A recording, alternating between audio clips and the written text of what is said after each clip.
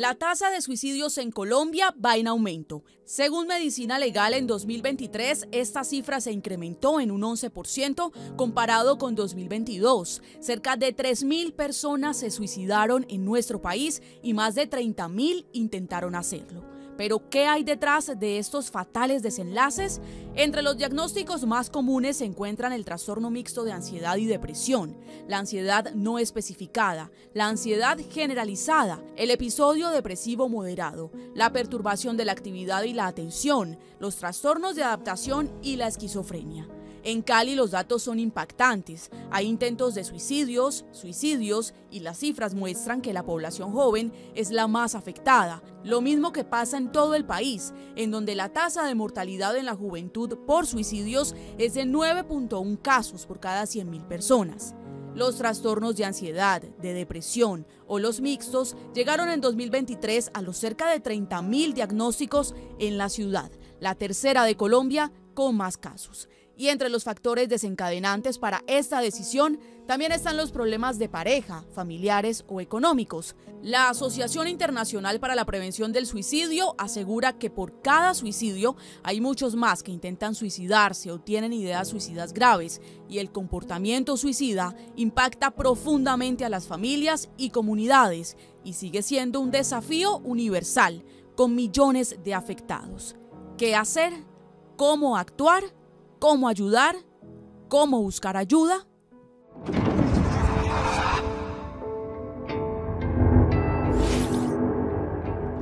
¿Alguna vez has sentido esa tristeza que parece no irse nunca?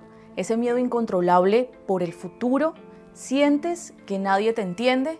Según la Organización Mundial de la Salud, alrededor de 280 millones de personas están luchando en este momento contra la depresión y cerca de 300 millones contra la ansiedad. Muchísima gente. A veces ni siquiera sabemos que estamos pasando por esto. Pero tranquilo. Aquí estamos para enfrentarlo juntos y para entender que este tema, el de la salud mental, no puede ser un tabú, sino que debe ser una prioridad para nuestro bienestar. Pero, ¿qué es la ansiedad? La ansiedad es un sentimiento de miedo, temor e inquietud. Puede hacer que sude, se sienta inquieto, tenso y tener palpitaciones. Puede ser una reacción normal al estrés o cuando se enfrenta a un problema difícil. Lo grave es cuando se convierte en un trastorno, pues el miedo no es temporal y puede ser abrumador. En el trastorno, la ansiedad no desaparece y puede empeorar con el tiempo. Los síntomas pueden interferir con las actividades diarias, como el desempeño en el trabajo, la escuela y las relaciones entre personas. El Sistema de Salud Público del Reino Unido compara la ansiedad con el instinto de pelear o huir de los animales. Es como si nuestro cuerpo estuviera en modo alerta constante, pero cuando esto se vuelve excesivo es cuando necesitamos prestarle atención. ¿Te cuesta afrontar situaciones? ¿Te estresas por cosas pequeñas? A veces la ansiedad surge por causas que ni siquiera conocemos. Ahora hablemos de la depresión.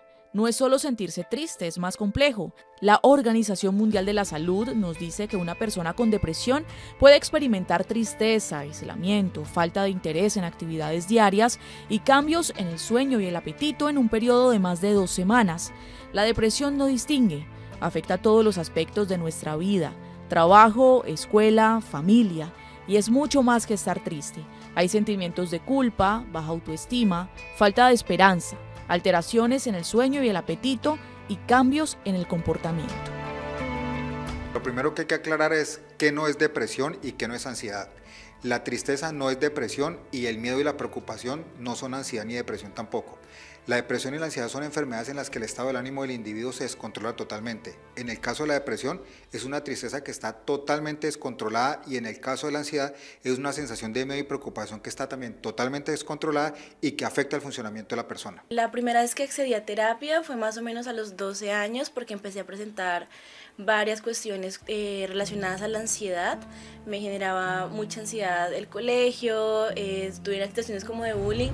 Pues yo tenía un diagnóstico desde los 13 años más o menos de un cuadro mixto de depresión y ansiedad. El año pasado estuve afrontando un periodo de crisis que fue más largo de lo que tal vez parecía. Entonces me estuve cargando emocionalmente por bastantes meses hasta que en un momento me libré de ocupaciones y solo quedó sentirme. Y cuando me sentí fue algo como bastante desbordante. Fue el fin de semana de Halloween, lo cual como que complejizó mi búsqueda de mi círculo de apoyo, ya que estaban en fiestas, en rumbas, en fincas, etc. Entonces me encontraba pues sola aquí en el apartamento. Estuve así como en mi modo de crisis por ideación suicida.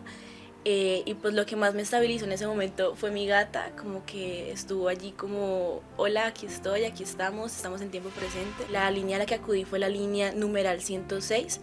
Yo llamé sin saber qué esperar realmente, y me atendió una psicóloga, me fue brindando el acompañamiento que necesitaba, más que nada haciéndome como preguntas para mantenerme aquí en tiempo como presente, como para mantenerme un poco estable.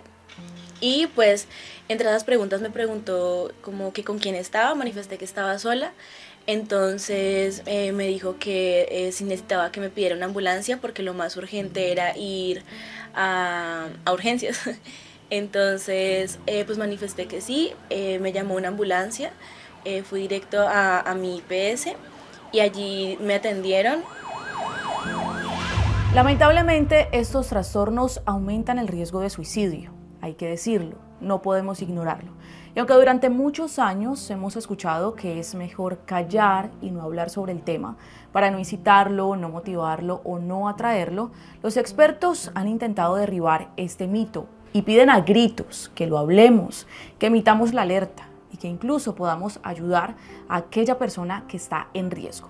En Colombia crece la alerta entre adolescentes y jóvenes, pues es una de las poblaciones que más intenta suicidarse. Mi hijo menor, Jorge Andrés Álvarez Ospina, de niño pues era un niño muy alegre, muy feliz, siempre fue un niño muy normal, lo consideramos.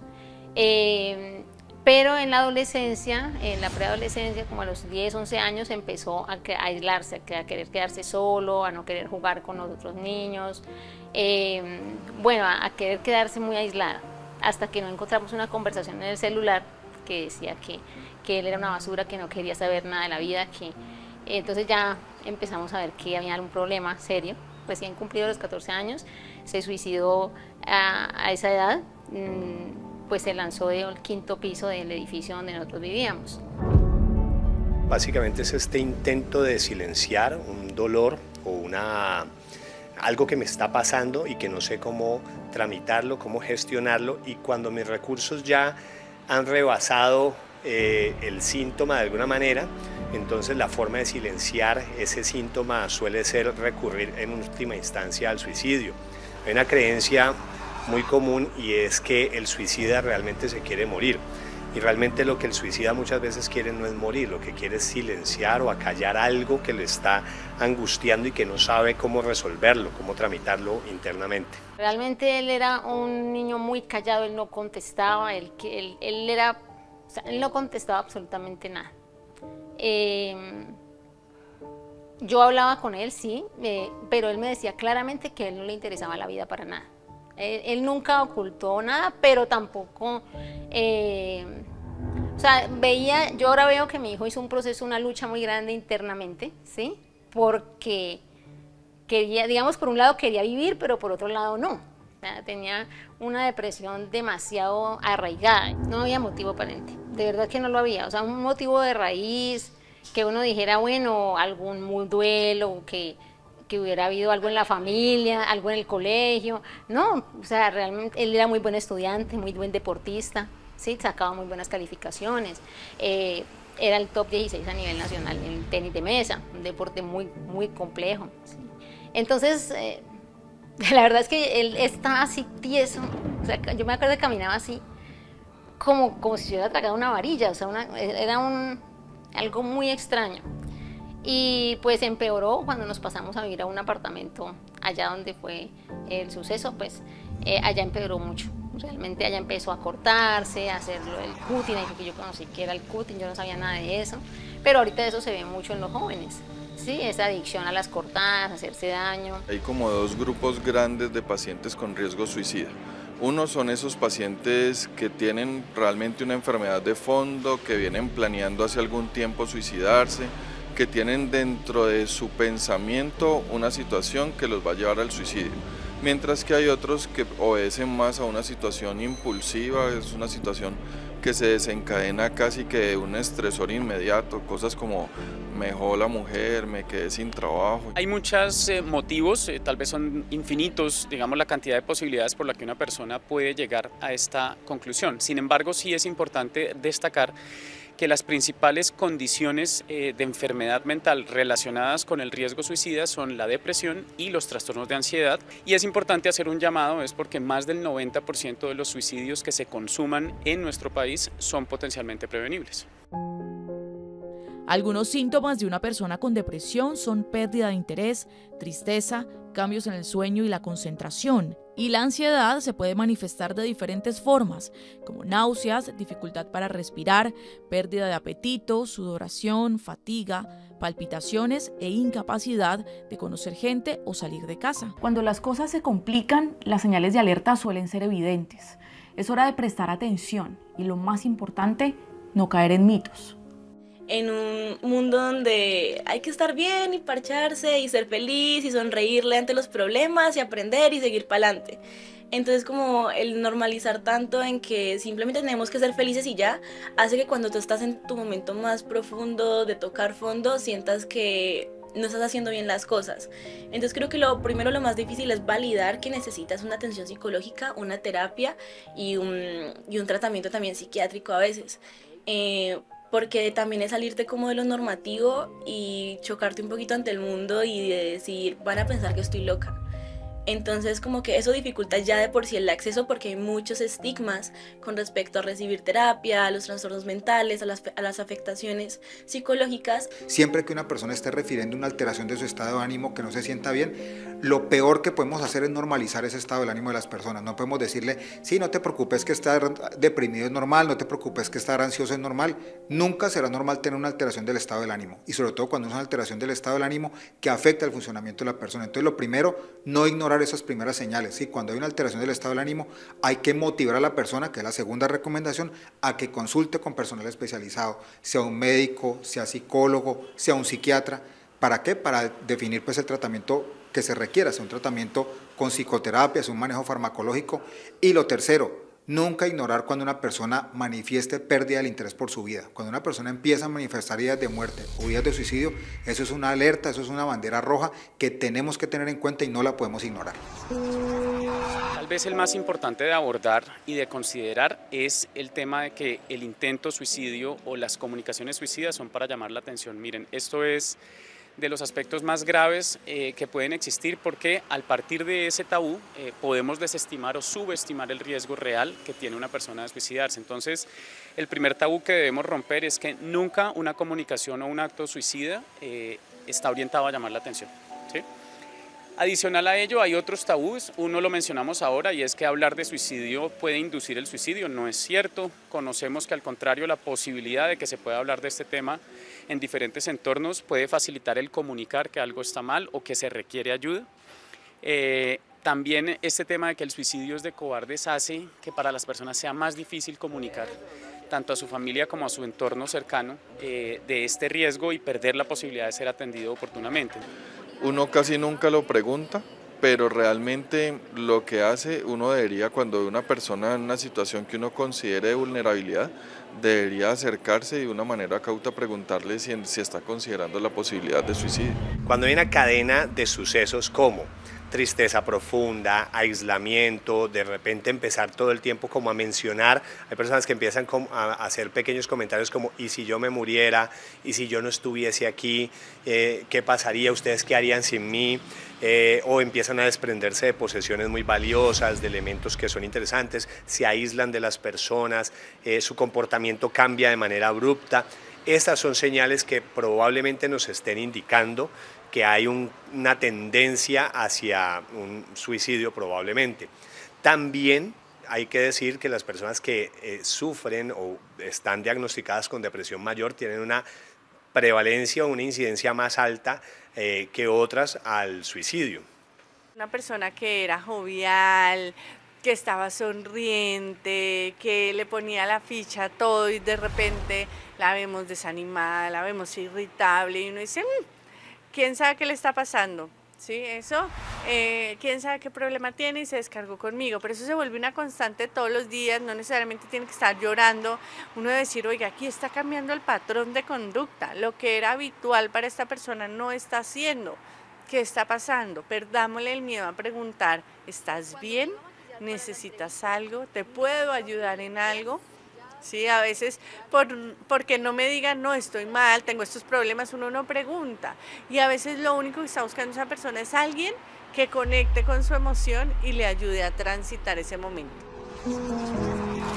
Ay, no le haga caso. Ese lo que quiere es llamar la atención. Es mejor ignorarlo y verá qué se le pasa. Es que estos muchachos de hoy en día ya no aguantan nada. Error. Estas frases solo estigmatizan y no ayudan a quien tiene un pensamiento suicida. Si alguien te dice que quiere suicidarse, debes escucharlo y generar una alerta inmediata. Lastimosamente, a nivel de salud mental nosotros estamos muy estigmatizados, entonces casi que la consulta con el psicólogo, con la psicóloga, con el psiquiatra hace que piensen que la gente está loca y pues realmente eso de alguna manera ahuyenta a las personas de nuestra consulta cuando están necesitándola.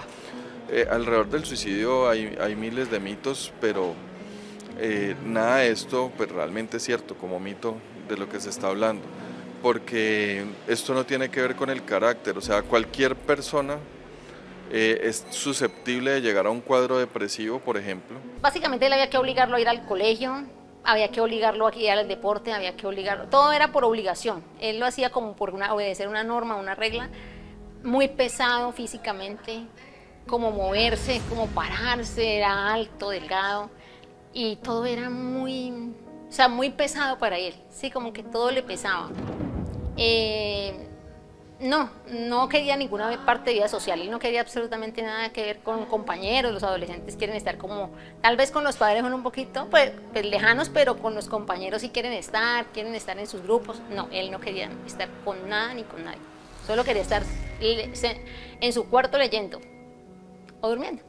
Inclusive hizo un primer intento de suicidio, cortándose las venas, y cuando se le preguntó pues que después porque se recuperó, él decía que pues lo que dijo fue que no lo iba a volver a hacer, o sea, que no lo iba a volver a hacer, me imagino que en ese momento de esa manera, ¿sí?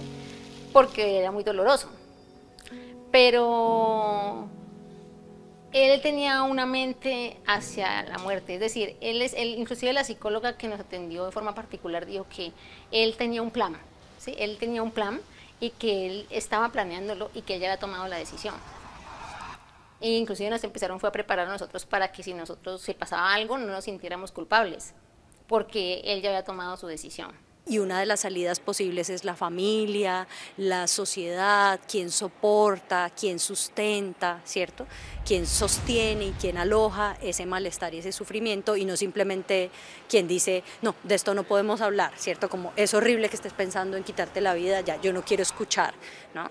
Escuchamos hasta las últimas consecuencias ese malestar, ese sufrimiento y esa idea que hay ahí, la alojamos y buscamos el modo de hallar una salida para eso. Escucharlo, no juzgarlo, no señalarlo, no criticarlo, no decirle, ay, eso es una bobada, no le pare bolas, camine y nos comemos un helado, o camine y nos tomamos no. Sí, darle la importancia. Puede que yo no tenga las herramientas, que no sea psicólogo, que no sea terapeuta y que no pueda hacer la intervención, pero le puedo preguntar, ¿ya buscaste si a través de tu servicio de salud hay un psicólogo? Pero no todo está perdido. Podemos hablar abiertamente de salud mental. ¿Sabías que existen los primeros auxilios emocionales? Presta atención porque todos podemos ayudar mientras buscamos el apoyo de un profesional. Los primeros auxilios emocionales es, por definición, imaginémonos una situación, un accidente, ¿sí? Cuando alguien de pronto en la calle se cae y hay un accidente, pues el primer auxilio es ese primer abordaje que se hace sobre la persona. Desde el componente emocional, imaginémonos exactamente la misma situación, cuando una persona tiene un episodio emocional que se manifiesta y que de alguna manera requiere algún tipo de acompañamiento, es eso que puede hacer cualquier persona. Ojo, porque muchas veces los primeros auxilios se creería que solamente los puede brindar un profesional, y no, digamos que cualquier persona que tenga un conocimiento, que se haya preparado, que tenga la habilidad, puede asumir esta posibilidad humana de acercarse al otro, de brindarle un canal de soporte y escucha, mientras podemos ya derivar o remitir a las instancias que corresponden, en este caso a las instituciones de salud, mientras llega un profesional a asumir ese rol. Y esto es importantísimo porque en general las personas no nos hemos entrenado para eso, la sociedad no nos entrena para desarrollar ese conjunto de habilidades, o cuando vemos incluso a alguien que está experimentando una situación emocional X, la tendencia social es a tomar distancia. Pues es normal que yo me pueda sentir mal en un momento, y eso es lo que le podemos decir a las personas. Venga, si usted está triste, es normal que se sienta triste, y la tristeza va a pasar. Si usted está ansioso o está preocupado por algo, preocúpese y siéntase angustiado, eso también va a pasar. Los estados emocionales no son permanentes, son estados, son momentos de los seres humanos que nos generan incomodidad, que nos generan malestar, pero eso va a pasar. Y en la medida en que uno logre que la persona que está en crisis logre entender eso, que es un estado pasajero, pues eso lo va a recibir y va a contribuir mucho a su mejoría. Una tendencia muy general, por ejemplo, cuando hay una persona que quiere quitarse su vida, es empezar a utilizar un discurso culpabilizante hacia la persona. Por ejemplo, pero mira todo lo que te vas a perder, es que tienes una familia muy linda, ¿cómo les vas a hacer ese daño? Por lo general, la persona que quiere tomar su vida sabe eso, y de hecho esa culpa se vuelve también un elemento que de manera muy particular se vuelve incluso una amenaza adicional para él o para ella, porque justamente se piensa todo el tiempo esa idea. Entonces, más que tratar de decirle al otro el por qué no lo debería hacer y demás, algo importante es aprender a escuchar.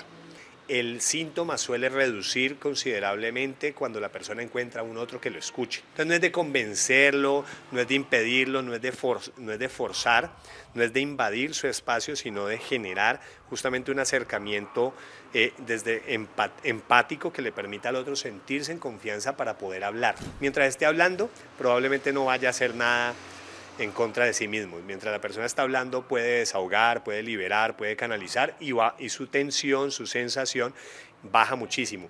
Y otro elemento que yo personalmente creo que es muy importante aprender, y lo podemos hacer nosotros, es ser un espejo para el otro. Ser un espejo implica estar en calma yo. Es decir, si yo me altero, el otro también se altera. Entonces, la mejor manera, aparte de la escucha, que ya es una herramienta en sí mismo, es también hacerme cargo yo de mi momento emocional. No puedo gobernar las emociones del otro porque es muy difícil, pero sí puedo gobernar las mías desde el lugar de respirar, empezar como a hacer este ejercicio de atención plena de qué es lo que está pasando, para también el otro empezar a observarme. En esta observación suele suceder que la persona encuentra un referente de calma, y ese referente de calma le permite un poco de sosiego frente a lo que le está sucediendo. Así como vamos al odontólogo, así como vamos al médico, ir al psicólogo, ir al proceso de acompañamiento de salud mental es algo que debería operar de manera permanente, no debería ser algo a lo que vamos ya como consecuencia de que ya nos sentimos demasiado mal, sino desde un lugar preventivo. Si yo tengo una gripa, por poner un ejemplo, y yo siento que a mí la gripa se me está saliendo de control, yo no puedo seguir peleando contra esa gripa en la casa, pues porque la gripa me va a afectar muchísimo y de pronto yo termino en un desenlace fatal. Si yo tengo una gastritis y la gastritis yo ya le he hecho de todo, pues yo tengo que pedir ayuda a ver qué es lo que está pasando con esa gastritis, porque puede ser algo mucho más grave y puede también resultar en un desenlace fatal. Si yo tengo una alteración de mi estado emocional que me está afectando severamente, que me está afectando mi funcionamiento, yo tengo y estoy en la obligación de pedir ayuda.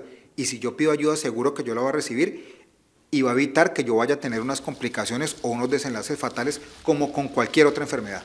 El suicidio es una urgencia médica y es importante que todas las personas sepan que el tener ideas de suicidio es algo urgente de atender. Si identificamos esto en un ser querido, en un familiar o en un amigo, es muy importante motivarlo a consultar e inclusive acompañarlo. Y adicional a ello, existen, digamos, canales y rutas especiales que han establecido, por ejemplo, Universidad del Valle, Universidad ICESI, Universidad Javeriana, Sé que los colegios tienen una ruta de atención psicosocial precisamente para alertar tanto a padres como a la red de prestación de servicios frente a este riesgo. El CAPSI lleva funcionando en la ciudad de Cali, en la Universidad ICESI, 9 años, casi 10, vamos a cumplir, en una apuesta por hacer un aporte desde nuestro programa de psicología y en una apuesta por llevar la salud mental a los territorios, a las comunidades en alta vulnerabilidad social. Entonces atendemos personas de estratos 1, 2 y 3 de nuestra ciudad en alta vulnerabilidad social, además son personas que tienen ingresos inferiores a 2 salarios mínimos, en una apuesta de inclusión, de igualdad, de equidad y de disminución de las brechas de desigualdad y también de las brechas que hay para acceder a los servicios de salud mental. Identificar los síntomas de manera temprana es esencial. Aquella persona que parece pesimista, que parece no tener resiliencia, puede tener un trastorno de salud mental. Por el otro lado, estamos llevando oferta institucional al nivel primario, al nivel comunitario. Queremos pasar de 2 centros de escucha en 2 de nuestras S a 5 centros de escucha en toda la red pública hospitalaria distrital y activar los dispositivos comunitarios, las organizaciones de base comunitaria de los barrios, de los territorios como factores protectores. La línea 106 de atención se marca 106-106 para buscar atención telefónica inmediata frente a cualquier idea de suicidio o cualquier trastorno que se tenga en relación a ideas de suicidio o depresión mayor. Se atiende por parte de profesionales de la salud con primeros auxilios psicológicos y es una línea 24/7 para el servicio de las y los caleños. Hay una resolución a nivel nacional del Ministerio de Salud que ya incluye el programa de psicología o las consultas de psicología dentro de los servicios de atención básica. O sea, hoy en Colombia, ya, como yo pido una cita de medicina general, puedo pedir una cita de psicología sin necesidad de remisión. Las EPS tienen la obligación de garantizar ese servicio. Entonces, oye, ¿tú sabías que el servicio de psicología ya lo puedes pedir sin necesidad de una remisión? No, ven, llamemos, te acompaño, miremos en la app de tu EPS. ¿Sí? Ya es un servicio al que podemos acceder todos. Entonces, ¿puedo yo no tener las herramientas para intervenirlo, pero sí le puedo ayudar a gestionar un servicio que le preste la atención? Yo creo que lo más importante es validarse y es sentirse. Como que también estamos muy acostumbradas a reprimir lo que sentimos como por no incomodar a nuestra familia, a nuestras amistades, a nuestra pareja, o incluso por no movilizar lo que tenemos ya establecido en nuestra cotidianidad. Entonces cuando nos permitimos sentirnos y dejamos como de lado el reprimir tanto para poder seguir produciendo, funcionando, estudiando, trabajando, podemos aprender muchísimo más de quiénes somos y de qué estamos sintiendo. Entonces validarnos es súper importante porque realmente es chévere cuando alguien nos dice lo que sientes es válido, pero realmente esa persona y esa palabra puede llegar a faltar y lo más importante es como decir lo que estoy sintiendo es válido, no lo quiero, pero es válido y ver como qué podemos hacer en cuanto a eso, recordar que vos siempre te vas a tener a vos, a pesar de lo doloroso que incluso sea la relación que tengas contigo mismo y contigo misma.